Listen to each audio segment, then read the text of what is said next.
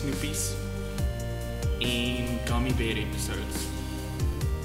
Dis waar ek my inspirasie kry nie.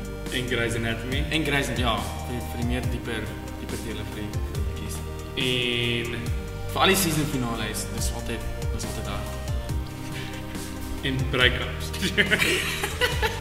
Dis maar net skryf wat jy wil. Skryf as jy deur iets gaan, sit dit neer op papier en ek dink dis regtig die beste metode om te skryf oor wat jy wil. Jy moet nie skryf om mense te please of om 'n sekere manier te wees nie. As jy 'n happy persoon is soos ons is almal happy en crazy en ons skryf oor dit. Hier is nou actually 'n geleentheid vir mense en dit maak dit flipping cool vir ons. Ons kan nou ingaan en ons nie idee wat gaan geskryf word nie. Dis glad nie iets wat in ons kreatiewe proses gaan nie. So ons het nie kan ek sê, jy beplan maar obviously wat se rigting wil gaan met die sekere liedjies. So ons gaan dit nou glad kan doen. Ons gaan 'n liedjie kry, ons gaan 'n klomp kan deurlees, ons gaan een kan kies en dit gaan vir ons net so adventure wees en so cool wees vir iemand wat vir die eerste keer 'n song kan skryf, as ek dit so kan sê. So ek dink dit is awesome. Dit is awesome om dit vir die publiek te doen. Dit is vir die publiek en enigiemand kan dit doen.